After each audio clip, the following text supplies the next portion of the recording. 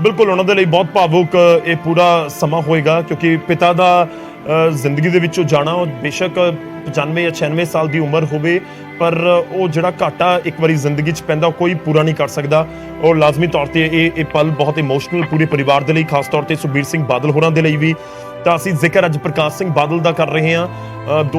1927 ਤੋਂ 2023 ਉਹਨਾਂ ਨੇ ਆਖਰੀ ਸਾਹ ਲਏ ਨੇ ਮੋਹਾਲੀ ਦੇ ਫੋਰਟਿਸ ਹਸਪਤਾਲ ਦੇ ਵਿੱਚ। ਕਾਬਲੇ ਗੌਰ ਹੈ ਕਿ 1970 ਦੇ ਵਿੱਚ ਉਹਨਾਂ ਨੇ ਪਹਿਲੀ ਵਾਰ ਪੰਜਾਬ ਦੀ ਬਤੌਰ ਮੁੱਖ ਮੰਤਰੀ ਕਮਾਨ ਸੰਭਾਲੀ। ਹਾਲਾਂਕਿ ਉਹ ਪਹਿਲੀ ਵਾਰ ਸਿਰਫ 1 ਸਾਲ ਦੇ ਲਈ ਹੀ ਸੀ। ਉਸ ਤੋਂ ਬਾਅਦ 1977 ਚ ਦੁਬਾਰਾ ਕਮਾਨ ਸੰਭਾਲਦੇ ਨੇ। ਉਸ ਤੋਂ ਬਾਅਦ 1997 ਚ 5 ਸਾਲ ਦੇ ਲਈ ਦੁਬਾਰਾ ਕਮਾਨ ਸੰਭਾਲੀ, ਤੀਜੀ ਵਾਰ ਜਦੋਂ ਸੀਐਮ ਬਣੇ ਸੀ। ਤੇ 2007 ਤੋਂ ਲੈ ਕੇ 2017 ਤੱਕ ਲਗਾਤਾਰ 2 ਟਰਮਸ ਉਹਨਾਂ ਨੇ ਬਤੌਰ ਮੁੱਖ ਮੰਤਰੀ ਪੰਜਾਬ ਦੀ ਕਮਾਨ ਸੰਭਾਲੀ। ਤਾਂ 5 ਵਾਰ ਸੂਬੇ ਦੇ ਮੁੱਖ ਮੰਤਰੀ ਰਹੇ। ਟੋਟਲ 11 ਵਾਰ ਵਿਧਾਇਕ ਉਹ ਚੁਣੇ ਗਏ ਵੱਖ-ਵੱਖ ਅਹੁਦਿਆਂ ਉੱਤੇ, ਸੈਂਟਰ ਦੇ ਵਿੱਚ, ਸਟੇਟ ਦੇ ਵਿੱਚ ਵੱਡੇ ਮੰਤਰਾਲੇ ਉਹਨਾਂ ਦੇ ਕੋਲ ਰਹੇ। ਇੱਕ ਬਹੁਤ ਲੰਬਾ ਚੌੜਾ ਇਤਿਹਾਸ ਬਤੌਰ ਇੱਕ ਸਿਆਸਤਦਾਨ ਪ੍ਰਕਾਸ਼ ਸਿੰਘ ਬਾਦਲ ਦਾ। ਤਾਂ ਪੰਜਾਬ ਦੀ ਸਿਆਸਤ ਦਾ ਇੱਕ ਧੋਰਾ ਉਹਨਾਂ ਨੂੰ ਕਿਹਾ ਜਾਂਦਾ ਰਿਹਾ ਹੈ, ਇੱਕ ਯੁੱਗ ਦੇ ਤੌਰ ਦੇ ਉੱਤੇ ਦੇਖਿਆ ਜਾਂਦਾ ਹੈ। ਹੋਰ ਗੱਲਬਾਤ ਕਰਦੇ ਹਾਂ, ਸਾਡੇ ਸਹਿਯੋਗੀ ਵਿਜੇਪਾਲ ਵੀ ਜੁੜ ਚੁੱਕੇ ਨੇ। ਵਿਜੇਪਾਲ, ਇੱਕ ਲਾਜ਼ਮੀ ਤੌਰ ਤੇ ਪੋਲੀਟੀਕਲ ਤੌਰ ਤੇ ਬੇਸ਼ੱਕ ਪ੍ਰਕਾਸ਼ ਸਿੰਘ ਬਾਦਲ ਦੇ ਨਾਲ ਵਿਚਾਰਾਂ ਦੇ ਵਖਰੇਵੇਂ ਵਿਰੋਧੀ ਪਾਰਟੀਆਂ ਦੇ ਆਗੂਆਂ ਦੇ ਹੋਣ, ਪਰ ਜਦੋਂ ਪ੍ਰਕਾਸ਼ ਸਿੰਘ ਬਾਦਲ ਦਾ ਨਾਮ ਆਉਂਦਾ ਤਾਂ ਇੱਕ ਅਦਬ, ਇੱਕ ਤੁਸੀਂ ਕਹਿ ਸਕਦੇ ਹੋ ਰਿਸਪੈਕਟ ਹਰ ਕਿਸੇ ਦੀ ਜ਼ੁਬਾਨ ਦੇ ਉੱਤੇ ਹਮੇਸ਼ਾ ਤੋਂ ਰਹੀ ਹੈ। ਪਰ ਉਹ ਨਾਮ ਜਿਸ ਨੂੰ ਸਿਆਸਤ ਦਾ ਬਾਬਾ ਬੋੜ ਕਿਹਾ ਜਾਂਦਾ ਹੈ, ਉਹ ਹੁਣ ਸਾਡੇ ਵਿਚਾਲੇ ਨਹੀਂ ਹੈ। ਬਿਲਕੁਲ ਗੌਰਵ, ਬਿਲਕੁਲ ਇਹ ਗੱਲ ਕਹਿ ਸਕਦੇ ਹਾਂ ਆਪਾਂ, ਕਿਉਂਕਿ ਜੇ ਇੱਕ ਜਰਨਲਿਸਟ ਦੇ ਤੌਰ ਤੇ ਵੀ ਗੱਲ ਕਰੀਏ, ਜਿੰਨਾ ਦੇਰ ਆਪਾਂ ਮੀਡੀਆ ਦੇ ਵਿੱਚ ਕੰਮ ਕਰਦੇ ਰਹੇ, ਇੱਕ ਜਰਨਲਿਸਟ ਦੇ ਤੌਰ ਤੇ ਮੈਂ 2007 ਤੋਂ ਲੈ ਕੇ 2017 ਤੱਕ ਲਗਾਤਾਰ ਕਵਰੇਜ ਕੀਤੀ ਹੈ ਐਜ਼ ਏ ਜਰਨਲਿਸਟ। ਤਾਂ ਅਸੀਂ ਅਕਸਰ ਉਸ ਵੇਲੇ ਸੀਐਮ ਪ੍ਰਕਾਸ਼ ਸਿੰਘ ਬਾਦਲ ਨੂੰ ਮਿਲਦੇ ਸੀ। ਤਾਂ ਮਤਲਬ ਅਦਬ ਸਤਿਕਾਰ, ਇਸ ਦੇ ਵਿੱਚ ਤੇ ਕੋਈ ਦੋ ਰਾਏ ਨਹੀਂ ਹੈ ਕਿ ਉਹ ਕਿਸ ਤਰੀਕੇ ਨਾਲ ਹਰ ਵਿਅਕਤੀ ਦਾ, ਚਾਹੇ ਉਮਰ ਦੇ ਵਿੱਚ ਕੋਈ ਉਹਨਾਂ ਤੋਂ ਕਿੰਨਾ ਛੋਟਾ ਹੈ, ਉਹਨਾਂ ਨੇ ਕਾਕਾ ਜੀ ਕਹਿ ਕੇ ਜਾਂ ਇਸ ਤਰੀਕੇ ਨਾਲ ਬੁਲਾਉਣਾ। ਸੋ ਇਸ ਦੇ ਵਿੱਚ ਸਿਆਸਤ ਦੇ ਬਾਬਾ ਬੋੜ ਉਹਨਾਂ ਨੂੰ ਇਸੇ ਲਈ ਕਿਹਾ ਜਾਂਦਾ ਹੈ ਕਿ ਅਦਬ ਸਤਿਕਾਰ, ਹਲੀਮੀ ਕਿਸੇ ਵਿਅਕਤੀ ਦੇ ਵਿੱਚ ਜੇ ਦੇਖੀ ਗਈ ਹੈ ਇਸ ਪੱਧਰ ਦੇ ਸਿਆਸਤਦਾਨ ਦੇ ਵਿੱਚ, ਤਾਂ ਉਹ ਪ੍ਰਕਾਸ਼ ਸਿੰਘ ਬਾਦਲ ਤੋਂ ਇਲਾਵਾ ਕੋਈ ਹੋਰ ਨਹੀਂ ਹੈ। ਈਵਨ ਆਪਾਂ ਬਹੁਤ ਸਾਰੀਆਂ ਗੌਰਵ ਤਸਵੀਰਾਂ ਦੇਖੀਆਂ ਹੋਣਗੀਆਂ, ਜਿੰਨੀ ਦੇਰ ਬੀਜੇਪੀ ਦੇ ਨਾਲ ਭਾਈਵਾਲੀ ਰਹੀ ਹੈ ਸ਼੍ਰੋਮਣੀ ਅਕਾਲੀ ਦਲ ਦੀ, ਔਰ ਪ੍ਰਧਾਨ ਮੰਤਰੀ ਮੋਦੀ ਹੋਣ, ਅਮਿਤ ਸ਼ਾਹ ਹੋਣ, ਹਮੇਸ਼ਾ ਉਹਨਾਂ ਨੂੰ ਪੈਰੀਂ ਹੱਥ ਲਾ ਕੇ ਮਿਲਦੇ ਰਹੇ ਨੇ। ਉਹ ਵੀ ਉਹਨਾਂ ਦਾ ਸਤਿਕਾਰ ਕਰਦੇ ਨੇ। ਜਦੋਂ ਵੀ ਪ੍ਰਧਾਨ ਮੰਤਰੀ ਮਿਲੇ ਨੇ, ਉਹਨਾਂ ਨੇ ਹਮੇਸ਼ਾ ਪ੍ਰਕਾਸ਼ ਸਿੰਘ ਬਾਦਲ ਦੇ ਪੈਰੀਂ ਹੱਥ ਲਾਏ ਨੇ ਕਿ ਸਿਆਸਤ ਦੇ ਵਿੱਚ ਉਹਨਾਂ ਦੀ ਰਿਸਪੈਕਟ ਬਹੁਤ ਜ਼ਿਆਦਾ ਰਹੀ ਹੈ ਸ਼ੁਰੂ ਤੋਂ। ਸੋ ਇਹ ਸਾਨੂੰ ਵੀ ਇੱਕ ਐਜ਼ ਏ ਜਰਨਲਿਸਟ ਜੋ ਉਹਨਾਂ ਦੇ ਨਾਲ ਕੰਮ ਕਰਨ ਦਾ ਮੌਕਾ ਮਿਲਿਆ, ਜਾਂ ਇੱਕ ਜਰਨਲਿਸਟ ਦੇ ਤੌਰ ਤੇ ਤੁਸੀਂ ਕਦੇ ਵੀ ਸੀਐਮ ਦੀ ਪ੍ਰੈਸ ਕਾਨਫਰੰਸ ਕਵਰ ਕਰਦੇ ਹੋ, ਕਦੇ ਸੀਐਮ ਦੇ ਨਾਲ 1-to-1 ਇੰਟਰਵਿਊ ਕਰਦੇ ਹੋ, ਕਦੇ ਸਪੈਸ਼ਲ ਇੰਟਰਵਿਊ ਕਰਦੇ ਹੋ, ਤਾਂ ਹਮੇਸ਼ਾ ਉਹ ਅਦਬ ਸਤਿਕਾਰ ਹਰ ਪੱਤਰਕਾਰ ਨੂੰ, ਹਰ ਜਰਨਲਿਸਟ ਨੂੰ, ਹਰ ਵਿਅਕਤੀ ਨੂੰ, ਹਰ ਉਸ ਅਫਸਰ ਨੂੰ ਜਿਹੜਾ ਮਿਲਣ ਆਉਂਦਾ ਸੀ, ਉਹਨਾਂ ਨੂੰ ਦਿੰਦੇ ਰਹੇ ਹੈ ਸ਼ੁਰੂ ਤੋਂ। ਔਰ ਇਹ ਚੀਜ਼ ਉਹਨਾਂ ਦੀ ਸ਼ਖਸੀਅਤ ਦਾ ਖਾਸ ਹਿੱਸਾ ਰਹੀ ਹੈ। ਇਸੇ ਕਰਕੇ ਚਾਹੇ ਵਿਰੋਧੀ ਪਾਰਟੀਆਂ ਵਾਲੇ ਵੀ ਹੋਣ, ਜਿੰਨੀ ਮਰਜ਼ੀ ਨੁਕਤਾਚੀਨੀ ਸਿਆਸਤ ਦੇ ਵਿੱਚ ਹੁੰਦੀ ਹੋਵੇ, ਪਰ ਪ੍ਰਕਾਸ਼ ਸਿੰਘ ਬਾਦਲ ਦੀ ਨੁਕਤਾਚੀਨੀ ਬਹੁਤ ਘੱਟ ਬਿਆਨਬਾਜ਼ੀ ਦੇ ਵਿੱਚ, ਜਾਂ ਜਿਵੇਂ ਕਹੀਏ ਕਿ ਅੱਜ ਕੱਲ੍ਹ ਦਾ ਜੋ ਬਿਆਨਬਾਜ਼ੀ ਦਾ ਪੱਧਰ ਹੋ ਚੁੱਕਿਆ ਹੈ, ਉਸ ਦੇ ਵਿੱਚ ਦੇਖਣ ਨੂੰ ਮਿਲਦੀ ਰਹੀ ਹੈ। ਪ੍ਰਕਾਸ਼ ਸਿੰਘ ਬਾਦਲ ਦੇ ਪ੍ਰਤੀ ਕਦੇ ਵੀ ਕਿਸੇ ਨੇ ਇਸ ਤਰੀਕੇ ਦੀ ਸ਼ਬਦਾਵਲੀ ਮਾੜੀ ਨਹੀਂ ਵਰਤੀ, ਕਦੇ ਇਸ ਤਰੀਕੇ ਨਾਲ ਗਲਤ ਨਹੀਂ ਬੋਲਿਆ। ਉਹਨਾਂ ਦਾ ਸਤਿਕਾਰ ਸਦਾ ਰਿਹਾ। ਭਾਵੇਂ ਸਿਆਸਤ ਦੇ ਵਿੱਚ ਬਹੁਤ ਸਾਰੀਆਂ ਚੀਜ਼ਾਂ ਅੱਜ ਕੱਲ੍ਹ ਇਸ ਤਰੀਕੇ ਨਾਲ ਹੁੰਦੀਆਂ ਨੇ, ਪਰ ਕਈ ਦਿਨਾਂ ਤੋਂ ਪ੍ਰਕਾਸ਼ ਸਿੰਘ ਬਾਦਲ ਹੁਣ ਐਡਮਿਟ ਸੀਗੇ ਗੌਰਵ ਫੋਰਟਿਸ ਦੇ ਵਿੱਚ। ਅਸੀਂ ਲਗਾਤਾਰ ਅਪਡੇਟ ਲੈਂਦੇ ਰਹਿੰਦੇ ਸੀ, ਡੇਲੀ ਮੈਡੀਕਲ ਬੁਲੇਟਿਨ ਜਾਰੀ ਹੁੰਦਾ ਸੀ ਫੋਰਟਿਸ ਦੇ ਵਿੱਚ। ਉਹਨਾਂ ਨੂੰ ਦਰਅਸਲ ਸਾਹ ਦੀ ਤਕਲੀਫ ਸੀ ਪਿਛਲੇ ਕਈ ਦਿਨਾਂ ਤੋਂ। ਉਹਨਾਂ ਦੇ ਫੇਫੜੇ ਬਹੁਤ ਜ਼ਿਆਦਾ ਕਮਜ਼ੋਰ ਸੀ। ਪਿੱਛੇ ਜੇ ਯਾਦ ਹੋਣਾ ਗੌਰਵ ਤੁਹਾਨੂੰ, ਜਦੋਂ ਕਰੋਨਾ ਦਾ ਬਹੁਤ ਜ਼ਿਆਦਾ ਲਹਿਰ ਜ਼ਿਆਦਾ ਤਿੱਖੀ ਹੋ ਗਈ ਸੀ, ਉਸ ਵੇਲੇ ਪ੍ਰਕਾਸ਼ ਸਿੰਘ ਬਾਦਲ ਕਰੋਨਾ ਦੀ ਚਪੇਟ ਦੇ ਵਿੱਚ ਵੀ ਆਏ ਸੀ ਔਰ ਹਸਪੀਟਲ ਐਡਮਿਟ ਰਹੇ ਸੀ। ਉਸ ਤੋਂ ਬਾਅਦ ਉਹ ਠੀਕ ਹੋ ਕੇ ਘਰ ਚਲੇ ਗਏ ਸੀ, ਪਰ ਉਸ ਚੀਜ਼ ਨੇ ਕਾਫੀ ਹੱਦ ਤੱਕ ਕਮਜ਼ੋਰ ਕਰ ਦਿੱਤਾ ਸੀ। ਔਰ ਉਦੋਂ ਤੋਂ ਉਹਨਾਂ ਦੀ ਜਿਹੜੀ ਚੈਸਟ ਹੈ ਉਹ ਬਹੁਤ ਕਮਜ਼ੋਰ ਸੀ। ਸੋ ਕਦੇ ਥੋੜੀ ਜਿਹੀ ਵੀ ਤਕਲੀਫ ਹੁੰਦੀ ਸੀ ਤਾਂ ਉਹਨਾਂ ਨੂੰ ਤੁਰੰਤ ਹਸਪਤਾਲ ਐਡਮਿਟ ਕਰਾਉਣਾ ਪੈਂਦਾ ਸੀ। ਪਹਿਲਾਂ ਵੀ ਆਪਾਂ ਕਈ ਵਾਰ ਜਦੋਂ ਉਹਨਾਂ ਨੂੰ ਫੋਰਟਿਸ ਲੈ ਕੇ ਆਉਂਦੇ ਸੀ ਚੈੱਕਅਪ ਲਈ, ਔਰ ਜਦੋਂ ਵੀ ਅਸੀਂ ਕਦੇ ਪਤਾ ਕੀਤਾ ਤਾਂ ਇਹੀ ਜਿਹੜਾ ਹੈ ਉੱਥੋਂ ਜਾਣਕਾਰੀ ਮਿਲਦੀ ਸੀ ਕਿ ਉਹਨਾਂ ਨੂੰ ਚੈਸਟ ਦੀ ਤਕਲੀਫ ਹੈ, ਚੈਸਟ ਪੇਨ ਹੈ। ਹੁਣ ਵੀ ਉਹਨਾਂ ਨੂੰ ਜਦੋਂ ਮੁਹਾਲੀ ਐਡਮਿਟ ਕਰਵਾਇਆ ਗਿਆ ਕੁਝ ਦਿਨ ਪਹਿਲਾਂ, ਤਾਂ ਉਹਨਾਂ ਨੂੰ ਚੈਸਟ ਦੇ ਵਿੱਚ ਤਕਲੀਫ ਹੋਈ, ਥੋੜੀ ਸਾਹ ਲੈਣ ਦੇ ਵਿੱਚ ਦਿੱਕਤ ਆਈ, ਔਰ ਪਰਿਵਾਰ ਵੱਲੋਂ ਤੁਰੰਤ ਉਹਨਾਂ ਨੂੰ ਫੋਰਟਿਸ ਦੇ ਵਿੱਚ ਐਡਮਿਟ ਕਰਵਾ ਦਿੱਤਾ ਗਿਆ। ਛਾਤੀ ਦੇ ਵਿੱਚ ਬਲਗਮ ਜੰਮੀ ਹੋਈ ਸੀ, ਸਾਹ ਲੈਣ 'ਚ ਤਕਲੀਫ ਸੀ ਔਰ ਉਹਨਾਂ ਦਾ ਆਕਸੀਜਨ ਲੈਵਲ ਲੋ ਹੋ ਗਿਆ ਸੀ ਗੌਰਵ। ਜੋ ਅਸੀਂ ਲੇਟੈਸਟ ਜਾਣਕਾਰੀ ਲਈ ਸੀ ਉੱਥੇ ਹਸਪਤਾਲ 'ਚ ਜਿਹੜੇ ਡਾਕਟਰ ਸੀ ਉਹਨਾਂ ਤੋਂ, ਤਾਂ ਉਹਨਾਂ ਦਾ ਆਕਸੀਜਨ ਲੈਵਲ ਲੋ ਸੀ। ਪਰ ਵਿੱਚ ਜੇ ਉਹ ਰਿਕਵਰ ਵੀ ਕਰ ਰਹੇ ਸੀ ਔਰ ਡਾਕਟਰਾਂ ਨੇ ਇਹ ਵੀ ਕਿਹਾ ਕਿ ਉਹਨਾਂ ਦੀ ਰਿਕਵਰੀ ਹੋ ਰਹੀ ਹੈ। ਪਹਿਲਾਂ ਜ਼ਿਆਦਾ ਆਕਸੀਜਨ ਉਹਨਾਂ ਨੂੰ ਦਿੱਤੀ ਜਾ ਰਹੀ ਸੀ, ਫਿਰ ਉਹ ਆਕਸੀਜਨ ਦੀ ਮਾਤਰਾ ਜਿਹੜੀ ਸੀ ਉਹ ਘੱਟ ਕਰ ਦਿੱਤੀ ਕਿਉਂਕਿ ਉਹ ਰਿਕਵਰ ਕਰ ਰਹੇ ਸੀ। ਕਿਉਂਕਿ ਗੌਰਵ ਉਮਰ ਜਿਹੜੀ ਆ ਉਹਨਾਂ ਦੀ 96 ਪਲੱਸ ਸੀ, 96 ਪਲੱਸ ਸੀ, ਤਾਂ ਐਸੇ ਵਿੱਚ ਇਹ ਵੇਰੀਏਸ਼ਨਸ ਚੱਲਦੀਆਂ ਹੁੰਦੀਆਂ। ਬਜ਼ੁਰਗ ਜਦੋਂ ਤੁਸੀਂ ਹੋਵੋ, ਇੰਨੇ ਉਮਰ ਦਰਾਜ਼ ਹੋਵੋ, ਉਦੋਂ ਕਈ ਵਾਰ ਨਹੀਂ ਪਤਾ ਹੁੰਦਾ ਕਿ ਅਚਾਨਕ ਕਿਸ ਵੇਲੇ ਕੀ ਸਥਿਤੀ ਬਣ ਜਾਣੀ ਹੈ। ਤਾਂ ਅਚਾਨਕ ਆਏ ਸ਼ਾਮ ਨੂੰ ਕੁਝ ਦੇਰ ਪਹਿਲਾਂ ਖਬਰ ਆਈ ਕਿ ਉਹਨਾਂ ਦਾ ਦੇਹਾਂਤ ਹੋ ਗਿਆ, ਪੂਰੇ ਹੋ ਗਏ ਨੇ ਔਰ ਇਹੀ ਤਕਲੀਫ ਉਹਨਾਂ ਦੀ ਸਭ ਤੋਂ ਵੱਡਾ ਕਾਰਨ ਰਹੀ ਹੈ। ਬਾਕੀ ਗੌਰਵ ਜਿੰਨੇ ਵੀ ਉਹਨਾਂ ਦੇ ਟੈਸਟ ਹੋਏ ਸੀ, ਸਾਰੇ ਆਰਗਨਸ ਉਹਨਾਂ ਦੇ ਬਿਲਕੁਲ ਠੀਕ ਸੀ, ਹੋਰ ਉਹਨਾਂ ਨੂੰ ਕਿਸੇ ਤਰ੍ਹਾਂ ਦੀ ਕੋਈ ਤਕਲੀਫ ਨਹੀਂ ਸੀ। ਸਿਰਫ ਉਹਨਾਂ ਦੀ ਚੈਸਟ ਕਮਜ਼ੋਰ ਸੀ ਔਰ ਚੈਸਟ ਦੇ ਵਿੱਚ ਸਾਹ ਲੈਣ ਦੇ ਵਿੱਚ ਉਹਨਾਂ ਨੂੰ ਦਿੱਕਤ ਆ ਰਹੀ ਸੀ ਔਰ ਇਹ ਆਕਸੀਜਨ ਲਗਾਈ ਹੋਈ ਸੀ। ਡਾਕਟਰਾਂ ਨੇ ਇਲਾਜ ਕਰ ਰਹੇ ਸੀ, ਕੋਸ਼ਿਸ਼ ਕਰ ਰਹੇ ਸੀ, ਵਿੱਚ ਸੁਧਾਰ ਵੀ ਦੇਖਣ ਨੂੰ ਮਿਲਿਆ। ਮੈਡੀਕਲ ਬੁਲੇਟਿਨ ਵੀ ਫੋਰਟਿਸ ਵੱਲੋਂ ਜਾਰੀ ਕੀਤੇ ਜਾਂਦੇ ਰਹੇ ਕਿ ਉਹਨਾਂ ਦੀ ਹਾਲਤ ਸਥਿਰ ਹੈ। ਪਰ ਅੱਜ ਦੇਰ ਸ਼ਾਮ ਹੁੰਦੇ ਇਹ ਖਬਰ ਆਈ ਕਿ ਉਹਨਾਂ ਦਾ ਦੇਹਾਂਤ ਹੋ ਗਿਆ। ਜੀ ਬਿਲਕੁਲ, ਤਾਂ ਜਿਵੇਂ ਵਿਜੇ ਸਾਡੇ ਸਹਿਯੋਗੀ ਜਾਣਕਾਰੀ ਦੇ ਰਹੇ ਨੇ, ਤਾਂ ਇੱਕ ਬਹੁਤ ਸਾਰੀਆਂ ਯਾਦਾਂ ਹਰ ਕਿਸੇ ਦੀਆਂ ਜੁੜੀਆਂ ਹੋਣਗੀਆਂ, ਚਾਹੇ ਬਤੌਰ ਪੱਤਰਕਾਰ ਹੋਣ ਜਾਂ ਫਿਰ ਇੱਕ ਬਤੌਰ ਪੋਲੀਟੀਸ਼ੀਅਨਸ ਹੋਣ। ਵੱਖ-ਵੱਖ ਪੋਲੀਟੀਸ਼ੀਅਨਸ ਜੋ ਮੈਂ ਜ਼ਿਕਰ ਕਰ ਰਿਹਾ ਸੀ ਕਿ ਸਿਆਸੀ ਤੌਰ ਦੇ ਉੱਤੇ ਵਿਚਾਰਾਂ ਦਾ ਵਖਰੇਵਾਂ ਹੁੰਦਾ ਹੈ, ਪਰ ਜੇਕਰ ਅਸੀਂ ਆਫ ਦਾ ਰਿਕਾਰਡ ਜਾਂ ਔਨ ਦਾ ਰਿਕਾਰਡ ਜਾਂ ਕੈਮਰੇ ਦੇ ਉੱਤੇ ਜਾਂ ਫਿਰ ਵੈਸੇ ਗੱਲਬਾਤ ਕਰਦੇ ਹਾਂ ਤਾਂ ਉਸ ਸਮੇਂ ਪ੍ਰਕਾਸ਼ ਸਿੰਘ ਬਾਦਲ ਨੂੰ ਲੈ ਕੇ ਇੱਕ ਰਿਸਪੈਕਟ ਹਰ ਕਿਸੇ ਦੇ ਮੂੰਹ ਦੇ ਉੱਤੇ ਜ਼ਰੂਰ ਝਲਕਦੀ ਹੈ। ਇੱਥੋਂ ਤੱਕ ਵੀ ਬਹੁਤ ਸਾਰੇ ਪੋਲੀਟੀਸ਼ੀਅਨਸ ਕੈਮਰੇ ਦੇ ਪਿੱਛੇ ਇਹ ਗੱਲਾਂ ਕਰਦੇ ਰਹੇ ਨੇ ਕਿ ਜੇਕਰ ਸਿਆਸਤ ਸਿੱਖਣੀ ਹੈ ਤਾਂ ਪ੍ਰਕਾਸ਼ ਸਿੰਘ ਬਾਦਲ ਕਿਸ ਤਰੀਕੇ ਨਾਲ ਸਿਆਸਤਦਾਨ ਬਣੇ, ਕਿਸ ਤਰੀਕੇ ਨਾਲ ਉਹਨਾਂ ਦੀ ਬਿਆਨਬਾਜ਼ੀ ਰਹੀ, ਕਿਸ ਤਰੀਕੇ ਨਾਲ ਉਹਨਾਂ ਦਾ ਠਰਮਾ ਰਿਹਾ, ਉਹ ਸਾਰੀਆਂ ਚੀਜ਼ਾਂ ਨੂੰ ਦੇਖੇ ਤਾਂ ਇੱਕ ਕੋਈ ਵੱਡਾ ਸਿਆਸਤਦਾਨ ਬਣ ਸਕਦਾ ਹੈ।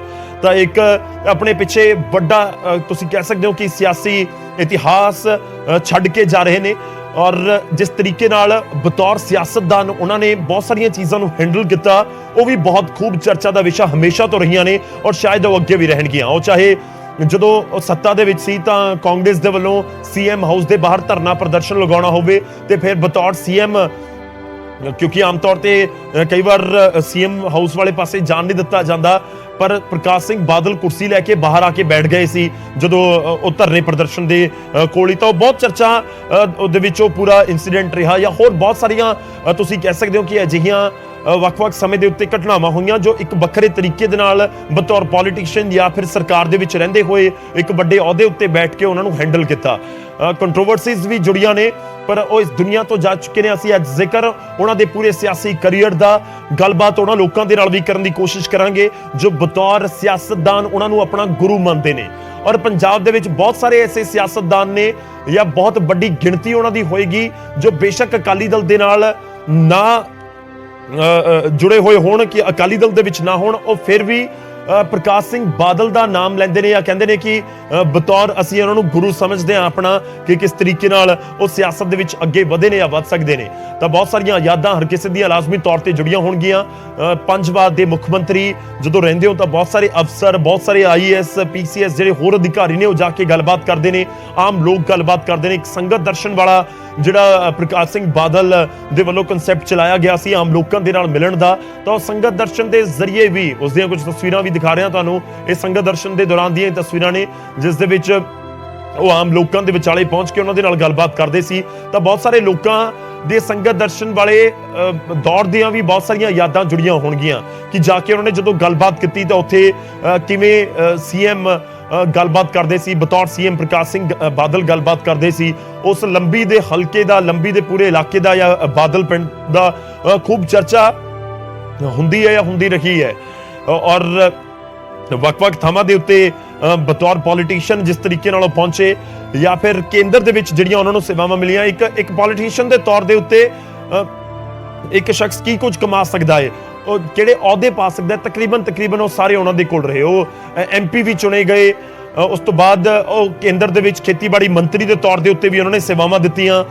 ਪੰਜਾਬ ਦੇ ਵਿੱਚ ਆ ਕੇ ਮੰਤਰੀ ਦੇ ਅਹੁਦੇ ਉਹਨਾਂ ਦੇ ਕੋਲ ਰਹੇ। 1970 ਦੇ ਵਿੱਚ ਪਹਿਲੀ ਵਾਰ ਮੁੱਖ ਮੰਤਰੀ ਬਣੇ ਨੇ, ਉਸ ਤੋਂ ਪਹਿਲਾਂ ਫਿਰ ਜਦੋਂ CM ਬਣ ਗਏ ਤਾਂ ਫਿਰ ਉਸ ਤੋਂ ਬਾਅਦ ਤਾਂ ਬਹੁਤ ਸਾਰੀਆਂ ਚੀਜ਼ਾਂ ਡਾਇਰੈਕਟਲੀ ਤੁਹਾਡੇ ਹੱਥ ਦੇ ਵਿੱਚ ਹੁੰਦੀਆਂ ਨੇ, ਚਾਹੇ ਉਹ ਗ੍ਰਹਿ ਮੰਤਰੀ ਹੋਵੇ ਜਾਂ ਹੋਰ ਬਹੁਤ ਵੱਡੀਆਂ ਜ਼ਿੰਮੇਵਾਰੀਆਂ, ਕਿਉਂਕਿ ਉਹ ਦੌਰ ਵੀ ਸੀ ਜਦੋਂ ਪ੍ਰਕਾਸ਼ ਸਿੰਘ ਬਾਦਲ ਸੱਤਾ ਦੇ ਵਿੱਚ ਬਹੁਤ ਸਰਗਰਮ ਸੀ। ਜਿਹੜੀਆਂ ਤਸਵੀਰਾਂ ਅੱਜ ਅਸੀਂ ਤੁਹਾਨੂੰ ਦਿਖਾ ਰਹੇ ਹਾਂ ਇਹ ਉਸ ਦੌਰ ਦੀਆਂ ਵੀ ਤਸਵੀਰਾਂ ਨੇ, ਬਹੁਤ ਯੰਗ ਨਜ਼ਰ ਆ ਰਹੇ ਹੋਣਗੇ ਕੁਝ ਤਸਵੀਰਾਂ ਦੇ ਵਿੱਚ ਤੁਹਾਨੂੰ ਪ੍ਰਕਾਸ਼ ਸਿੰਘ ਬਾਦਲ।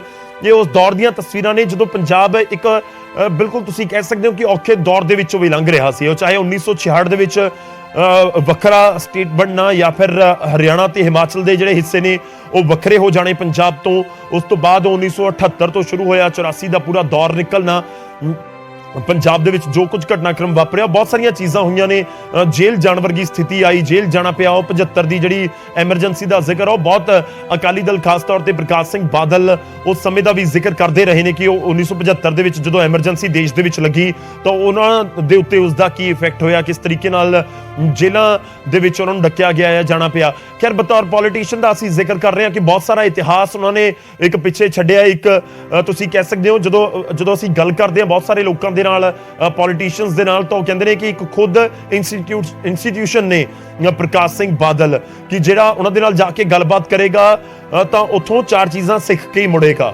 ਬਹੁਤ ਸਾਰੇ ਅਫਸਰਾਂ ਦੇ ਨਾਲ ਗੱਲਬਾਤ ਹੁੰਦੀ ਹੈ ਕਿ ਜਦੋਂ ਪ੍ਰਕਾਸ਼ ਸਿੰਘ ਬਾਦਲ ਦੇ ਕੋਲ ਮੁੱਖ ਮੰਤਰੀ ਵਾਲੀ ਕੁਰਸੀ ਸੀ ਤੇ ਕਿਸੇ ਦਿੱਕਤ ਨੂੰ ਲੈ ਕੇ ਅਸੀਂ ਉਹਨਾਂ ਦੇ ਕੋਲ ਜਾਣਾ ਤਾਂ ਕਿਸ ਤਰੀਕੇ ਨਾਲ ਉਹਨਾਂ ਨੇ ਹੈਂਡਲ ਕਰਨਾ। ਕੋਈ ਦੂਰੋਂ ਆਇਆ, ਕੋਈ ਚੰਡੀਗੜ੍ਹ ਆਫਿਸ ਦੇ ਵਿੱਚ ਪਹੁੰਚਿਆ ਤਾਂ ਜੇਕਰ ਕੋਈ ਪਠਾਨਕੋਟ ਤੋਂ ਆਇਆ, ਗੁਰਦਾਸਪੁਰ ਤੋਂ ਆਇਆ, ਕੋਈ ਬਹੁਤ ਦੂਰੋਂ ਆਇਆ, ਨੇੜੋਂ ਵੀ ਆਇਆ ਹੋਵੇ ਤਾਂ ਪਹਿਲਾਂ ਆ ਕੇ ਕਹਿੰਦਾ ਠੀਕ ਹੈ ਤੁਹਾਡੀ ਗੱਲ ਸੁਣਾਂਗੇ, ਤੁਹਾਡੀ ਸਮੱਸਿਆ ਵਾਜਬ ਹੈ, ਪਰ ਪਹਿਲਾਂ ਤੁਸੀਂ ਚਾਹ ਪਾਣੀ ਪੀਓ, ਤਾਂ ਕਿ ਜਿਹੜਾ ਦੂਰੋਂ ਸ਼ਖਸ ਆਇਆ ਹੁੰਦਾ ਹੈ ਤਾਂ ਉਹ ਥਕਾਵਟ ਉਸ ਦੇ ਵਿੱਚ ਹੁੰਦੀ ਹੈ। ਇਹ ਬਹੁਤ ਬੇਸ਼ੱਕ ਆਪਾਂ ਨੂੰ ਛੋਟੀਆਂ ਗੱਲਾਂ ਲੱਗ ਰਹੀਆਂ ਹੋਣ, ਪਰ ਬਤੌਰ ਸੀਐਮ ਜਦੋਂ ਕੋਈ ਤੁਹਾਨੂੰ ਆ ਕੇ ਇਸ ਤਰੀਕੇ ਨਾਲ ਗੱਲ ਕਰਦਾ ਤਾਂ ਫਿਰ ਬਹੁਤ ਵੱਡੀ ਗੱਲ ਹੋ ਜਾਂਦੀ ਹੈ।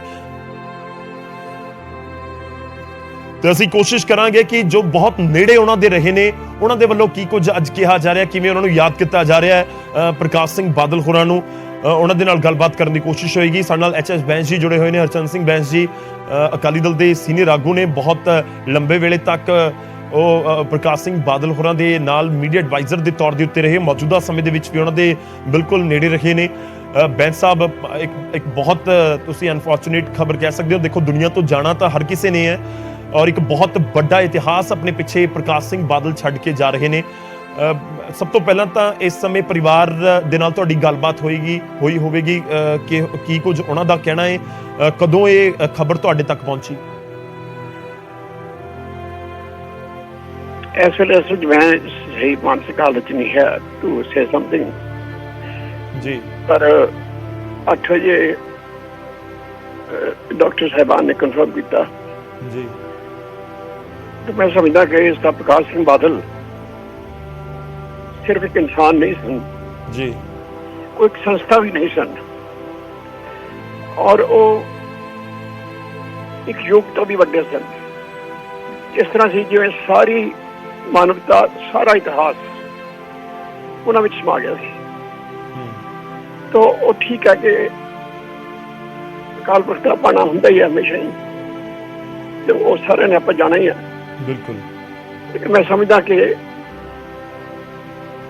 जिस तरह उन्होंने अपनी जिंदगी जी है, मैनू जिस तरह शेक्सपियर के लाइन ने कि life was gentle and elements so mixed in him that nature herself should stand and say this was a man। इस तरह का इंसान मैं नहीं समझदा कि मैं अपनी जिंदगी च कोई होर देखा, ना ही मैनू लगता कि होर मैं देखा जी, क्योंकि जिस तरह का माहौल अज हो गया, जिहड़ियां वैल्यूज, जिहड़ियां कदरां कीमतां आखिर तक एक भी अपने विरोधी बारे, किसी भी बारे भी उच्चा तक नहीं बोले और सारा कुछ चुप करके बर्दाश्त किया जी। एक समुंदर वर्गा जिगरा और एक आसमान वर्गी खुली सोच। की कह सकता मैं इस वे, मैं ही कह सकता कि अकाल पुरख साडे देश नूं, साडे सूबे नूं, साडी कौम नूं, खालसा पंथ नूं जी उन्हां गुणां तो होर सानूं सारिआं नूं बख्शे, जिन्हां नाल असीं ਉਹ ਚੀਜ਼ਾਂ ਜਿਹੜੀਆਂ ਕਿ ਅਸੀਂ जिस तरह सानूं वैल्यू ਸਾਨੂੰ गुरु साहिबान ने दित्तियां कि सगल संग हमको बनाई, सारी मानवता ਨੂੰ ਇਕੱਠਾ ਕਰਨਾ ਹੀ ਉਹਨਾਂ ਦੀ ਸਭ ਤੋਂ ਵੱਡੀ ਪ੍ਰਾਪਤੀ ਹੈ। ਪੰਜਾਬ ਦੇ ਵਿੱਚ ਕਮਿਊਨਲ ਹਾਰਮਨੀ ਨੂੰ ਕਰਨਾ ਸਭ ਤੋਂ ਵੱਡੀ ਪ੍ਰਾਪਤੀ ਉਹਨਾਂ ਦੀ, ਬਲਕਿ ਇਹ ਤਾਂ ਮੈਂ ਸਮਝਦਾ ਉਹਨਾਂ ਦੇ ਸਵਾਲ ਦਾ ਹਿੱਸਾ ਸੀਗਾ। ਅਰਦਾਸ ਜੀ। ਹੀ ਕਰ ਸਕਦਾ ਕਿ ਪ੍ਰਮਾਤਮਾ ਉਹਨਾਂ ਨੂੰ, ਹਾਲਾਂਕਿ ਮੈਨੂੰ ਯਕੀਨ ਹੈ ਕਿ ਜਿਸ ਤਰ੍ਹਾਂ ਦੀ ਜ਼ਿੰਦਗੀ ਉਹਨਾਂ ਨੇ ਨਿਮਰਤਾ ਨਾਲ, ਹਲੀਮੀ ਨਾਲ, ਜਜ਼ਬੇ ਨਾਲ, ਆਪਣਾ ਜਜ਼ਬ ਰੱਖ ਕੇ, ਆਪਣੇ ਜ਼ਬਤ ਰੱਖ ਕੇ, ਆਪਣੇ ਸਾਰੀ ਗੱਲ ਦੇ ਉੱਤੇ ਆਪਣੇ ਜਜ਼ਬਾਤ ਨੂੰ ਵੀ, ਇੰਨੀਆਂ ਅੰਧੇਰੀਆਂ ਆਈਆਂ, ਉਹਨਾਂ ਨੇ ਇੱਕ ਸ਼ਬਦ ਤੱਕ ਨਹੀਂ ਉਚਰਿਆ ਕਿਸੇ ਦੇ ਖਿਲਾਫ ਜੀ। ਪਰਮਾਤਮਾ ਨੂੰ ਆਪਣੇ ਕਾਲਪੁਰਖ ਆਪਣੇ ਚਰਨਾਂ ਵਿੱਚ ਤਾਂ ਜਗ੍ਹਾ ਦੇਣ ਗਈ। ਮੈਂ ਇਹ ਵੀ ਕਾਲਪੁਰਖ ਦੀ ਬੇਨਤੀ ਕਰਦਾ ਕਿ ਸਾਨੂੰ ਸਾਰਿਆਂ ਨੂੰ ਵੀ ਇਸ ਤਰ੍ਹਾਂ ਦੀ ਸਮਰਥ ਬਖਸ਼ੇ ਕਿ ਅਸੀਂ ਵੀ ਉਹ ਗੁਣ ਧਾਰ ਕਰ ਸਕੀਏ। ਜੀ ਬੈਂਸ ਸਾਹਿਬ, ਜੋ ਤੁਸੀਂ ਕਹਿ ਰਹੇ ਹੋ ਲਾਜ਼ਮੀ ਤੌਰ ਤੇ ਅਨਫੋਰਚੂਨੇਟ ਹੈ, ਪਰ ਇਹ ਇੱਕ ਜ਼ਿੰਦਗੀ ਦਾ ਸੱਚ ਵੀ ਹੈ, ਤੁਸੀਂ ਬਖੂਬੀ ਇਸ ਚੀਜ਼ ਨੂੰ ਸਮਝਦੇ ਹੋ। ਬਹੁਤ ਅਰਲੀ ਹੋਏਗਾ, ਪਰ ਫਿਰ ਵੀ ਜਿਹੜੇ ਉਹਨਾਂ ਦਾ ਦਰਸ਼ਨ ਕਰਨਾ ਚਾਹੁੰਦੇ ਨੇ, ਉਹਨਾਂ ਨੂੰ ਆਖਰੀ ਵਾਰ ਦੇਖਣਾ ਚਾਹੁੰਦੇ ਨੇ, ਬਹੁਤ ਹਜ਼ਾਰਾਂ ਲੱਖਾਂ ਕਰੋੜਾਂ ਦੇ ਵਿੱਚ ਉਹ ਲੋਕ ਹੋ ਜਾਣਗੇ। ਕਿ ਪਰਿਵਾਰ ਦੇ ਵੱਲੋਂ ਕੁਝ ਹਜੇ ਤੱਕ ਬਹੁਤ ਅਰਲੀ ਸਟੇਜ, ਮੈਂ ਤਾਂ ਵੀ ਪੁੱਛ ਰਿਹਾ ਕਿ ਕੋਈ ਡਿਸਾਈਡ ਕੀਤਾ ਗਿਆ ਕਿ ਕਦੋਂ ਆਮ ਲੋਕ ਦਰਸ਼ਨ ਕਰ ਸਕਣਗੇ ਉਹਨਾਂ ਨੂੰ? ਅਸੀਂ ਸਾਰੀਆਂ ਅਰੇਂਜਮੈਂਟਸ ਕਰ ਰਹੇ ਹਾਂ। ਅਸੀਂ ਥੋੜੀ ਦੇਰ ਤੱਕ ਤੁਹਾਨੂੰ ਸਾਰੀ ਗੱਲ ਕਰਕੇ ਜੋ ਵੀ ਫੈਸਲੇ ਹੋਣਗੇ ਮੈਂ ਤੁਹਾਨੂੰ ਸਾਰੀ ਗੱਲ ਦੱਸ ਦਾਂਗਾ। ਤੇ ਮੇਰੇ ਸਭ ਪਰਿਵਾਰ ਦੇ ਸਾਰੇ ਮੈਂਬਰ ਮੋਹਾਲੀ ਦੇ ਵਿੱਚ ਮੌਜੂਦ? ਸਾਰਾ ਪਰਿਵਾਰ ਹੈ ਸਿੱਧੇ, ਬਿਕੋਜ਼ ਅੱਜ ਦੁਪਹਿਰ ਤੱਕ ਤਾਂ ਕੱਲ ਤੱਕ, ਅੱਜ ਦੁਪਹਿਰ ਤੱਕ ਤਾਂ ਮੈਨੂੰ ਇਸ ਤਰ੍ਹਾਂ ਲੱਗ ਰਿਹਾ ਸੀ ਕਿ ਸਭ ਠੀਕ ਹੋ ਜਾਏਗਾ ਜੀ।